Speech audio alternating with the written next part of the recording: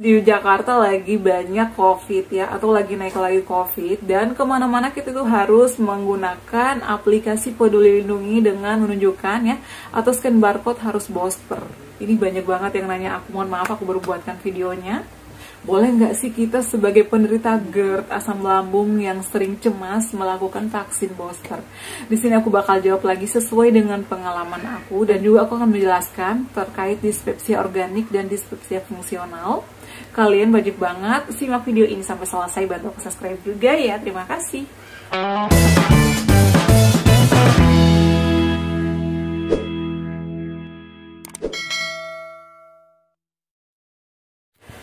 Assalamualaikum warahmatullahi wabarakatuh. Halo semuanya, selamat datang kembali di channel aku, Adeva dan Bunda. Apa kabar semuanya? Semoga sehat selalu ya. Oke, di video kali ini aku bakal jawab lagi pertanyaan kalian dan juga menjelaskan ya beberapa dari kalian yang bertanya tentang dispepsia organik, dispepsia yang fungsional ya. Tapi sebelum lanjut, aku minta subscribe-nya ya, like juga jangan lupa, share dan juga komen. Nah, dan kalian saat ini yang masih berjuang tetap semangat ya, insya Allah pasti sembuh. Terus ikhtiar ya, minum obat-obatan sesuai yang diresepkan dokter. Terus terapkan 3P ya, pola makan, intinya pola hidup sehat, dan jangan lupa olahraga, jangan begadang, dan menghindari beberapa pantangannya ya. Di sini aku bakal menjelaskan terlebih dahulu dispepsia fungsional dan dispepsia organik. Dan di sini juga aku menginformasikan ke kalian, aku itu bukan dokter. Ya, jadi aku juga sering konsultasi ke dokter karena aku bukan dokter. Aku juga hanya seorang pasien GERD, asam lambung, anxiety, aku tuh kecemasan, dan aku itu hasil diagnosanya adalah dispepsia organik. Aku melawan GERD, asam lambung itu kurang lebih 2 tahun.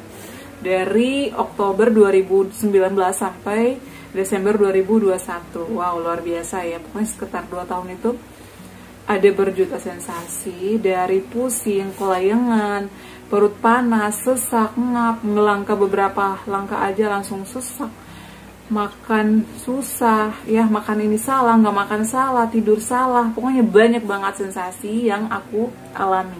Buat kalian yang baru bergabung, mungkin yang baru tahu, aku itu menderita asam lambung kurang lebih 2 tahun. Dan alhamdulillah saat ini menemukan solusinya dengan perjuangan, kesabaran. Emang butuh kesabaran ekstra, butuh ikhtiar. Kalau kita dikasih cobaan itu berarti kita harus lebih fokus lagi untuk beribadah, dan jangan lupa bersyukur ya. Mendekatkan diri atau pasrahkan semuanya sama Allah. Yang penting kita udah usaha, udah berobat, insya Allah diberi jalan atau diberi kemudahan sama Allah, diberi kesembuhan. Kali ini aku bakal menjelaskan dispepsia fungsional dan dispepsia organik. Jadi setelah aku dilakukan endoskopi USG ya, USG dulu baru endoskopi, aku tuh dinyatakan adalah dispepsia organik. Kenapa? Karena di lambung aku itu ada radang dan juga banyak gas di dalam lambung aku. Apa sih yang menyebabkan terjadinya dispepsia organik? Jadi ada 2 kategori untuk dispepsia organik ini adalah setelah dilakukan pemeriksaan oleh dokter spesialis atau oleh ahlinya, itu nanti akan ditemukannya misalnya ada tukak ya, tukak lambung, kemudian ada luka, pokoknya ada kelainan lah ya di lambung, ada penyakit intinya. Kemudian ada radang, itu namanya dispepsia organik. Jadi itu biasanya disebabkan oleh makanan yang jorok, sering telat makan misalnya, dan banyak faktor lain lagi. Aku sih nggak begitu ahli ya untuk menjelaskan ke sana karena itu adalah kewenangan dokter. Aku juga hanya menjelaskan sesuai dengan pengetahuan aku dan juga sesuai hasil konsultasi aku. Nah, itu adalah dispepsia organik. Kemudian dispepsia fungsional. Dispepsia fungsional ini sebenarnya nggak jauh beda ya, tapi kita juga merasakan sensasi misalnya ngap, suka panas di dadanya, suka perih, suka melilit. Tapi setelah dilakukan pengecekan atau pemeriksaan lebih lanjut oleh ahlinya atau dokter spesialis penyakit dalam, tidak ditemukan adanya luka, tidak ditemukan adanya misalnya iritasi ataupun misalnya radang, tidak ada sama sekali. Tapi tetap aja dia merasakan sensasi-sensasi itu. Itu namanya dispepsia fungsional. Itu biasanya disebabkan karena faktor stres. Faktor stres mungkin ya, atau mungkin dia depresi. Pokoknya ada banyak faktor juga sih kata dokter aku. Jadi itu adalah penjelasannya. Semoga menjawab pertanyaan kalian yang kemarin yang sudah nge-DM aku dan juga WhatsApp aku.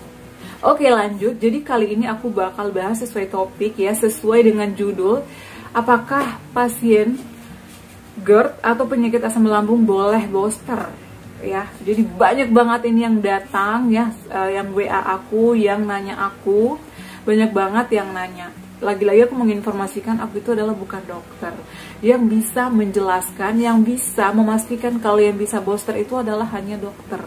Kalau misalnya saran aku, sebelum kalian vaksin booster ataupun vaksin 1, 2, 3, harus konsultasi dulu. Pengalaman aku sih alhamdulillah aman, ya nggak ada masalah sama sekali.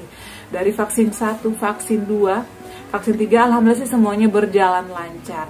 Tapi lagi-lagi sebelum dilakukannya vaksin atau tindakan vaksinasi, baik itu vaksin 1, vaksin 2, vaksin 3, saran aku konsultasi dulu ke dokter. Dan kalau misalnya kalian masih ada sensasi, jujur ya, aku tuh kemarin telat banget vaksin booster. Kenapa? Karena aku tuh masih takut, trauma, dan pikiran aku tuh aneh-aneh. Apalagi kan banyak kejadian setelah vaksin, langsung ini, langsung itu, langsung ada penyakit yang aneh-aneh. Aku tuh benar-benar luar biasa takutnya sebenarnya. Meskipun aku tuh kerjanya adalah di layanan darurat ya, layanan emergency Provinsi DKI Jakarta, aku juga sering menangani atau mendata orang-orang yang kena COVID. Tetap aja aku takut. Aku nggak tahu, mungkin karena aku ada anxiety ya, jadi kadang sensasi itu masih datang. Kalau misalnya aku datang pusingnya, stresnya, pikiran aku udah kemana-mana, itu pasti dengan sendirinya muncul lagi anxiety-nya. Makanya pintar-pintar yang kita mengelola pikiran kita ya, jangan sampai selalu terfokus sama hal-hal yang negatif, apalagi terfokus sama yang namanya penyakit, jangan. Jadi banyak juga sih ya teman-teman aku yang di kantor yang udah GERD, yang udah anxiety, bahkan yang udah sampai luka lambungnya. Pernah ada teman saya 2 orang yang sampai luka, berdarah, pendarahan di lambung. Mereka itu juga vaksin booster, alhamdulillah sih aman-aman aja, nggak ada masalah. Jadi saran aku, bismillah, kalau misalnya kalian udah nggak ada sensasi, udah nggak ada peri-peri, misalnya udah nggak ada bega-bega, udah nggak ada kembung, udah nggak ada sendawa-sendawa ya, kan sensasi asam lambung itu banyak. Tapi kalau misalnya pikiran kalian masih kacau nih, masih ada sensasi, masih ada di serangan cemas, panik attack ya, kalau saran aku sih jangan dulu. Pokoknya sampai benar-benar kalian siap, itu saran aku. Dan saran aku yang pertama itu adalah konsultasi ke dokter. Kalau aku sih kemarin aku juga nanya ke teman-teman aku yang udah berpengalaman ya, yang udah vaksin booster, kemudian juga dia terkena GERD, yang udah sembuh dari GERD, kamu vaksin boosternya gimana? Ya emang sih kalau misalnya vaksin booster ini kan dosisnya itu 1, nggak kayak vaksin 1, 2. Kalau vaksin 1, 2 itu hanya setengah aja dosisnya, misalnya AstraZeneca hanya setengah aja, kemudian apalagi sih Pfizer, kemudian juga ada Sinovac dan juga yang lain-lain, itu biasanya hanya setengah aja dosisnya. Tapi kalau misalnya kita vaksin booster ini dosisnya itu langsung penuh 1. Jadi emang kita sebagai penderita GERD harus hati-hati, dan juga jangan lupa sebelum booster ya, ataupun sebelum vaksin 1 ataupun 2, 3 harus makan dulu ya, makan perutnya jangan dalam keadaan kosong. Kemudian kalian perbanyak minum air putih yang hangat, jangan yang dingin ya. Itu sih saran aku, dan intinya istirahat. Biasanya kalau misalnya setelah vaksin booster ya, vaksin 1, 2, 3 atau booster itu kita bawaannya lapar, ngantuk. Kalau yang booster ini sih bawaannya itu demam ya, demam 2-3 hari itu efeknya ya. Tapi kalau misalnya kalian masih ada sensasi, aku masih suka demam bun setiap sore. Aku pun pernah ngalamin itu dulu, setiap sore itu aku demam. Aku sampai pakai kaos kaki, kalau tidur pakai jaket, kemudian aku balurin seluruh badan aku dengan menggunakan minyak kayu putih. Itu pun aku pernah ngalaminnya. Pokoknya kalau kalian masih ada sensasi, jangan dulu deh ya. Tunggu sampai benar-benar udah gak ada sensasi, kemudian pikiran kalian mulai tenang. Pokoknya saran aku, lakukan pemeriksaan ke dokter agar kalian tenang, karena yang mengetahui kondisi kalian itu adalah hanya dokter yang menangani kalian. Oke, jadi seperti itu ya teman-teman. Semoga share aku kali ini bermanfaat, terutama yang belum vaksin booster, karena sekarang itu kemana-mana kita tuh harus booster. Masuk ke mall, ke pasar-pasar aja kita tuh harus booster. Ini di Jakarta ya, aku nggak tahu kalau di daerah-daerah. Jadi makanya saran aku ya itu dia. Jadi kita harus memperhatikan juga, harus mengutamakan kesehatan kita juga. Kalau misalnya ada sensasi, nanti aja dulu lah ya, petugas ya, dokter-dokter juga ngerti kok kamu belum layak vaksin karena masih ada ini itu.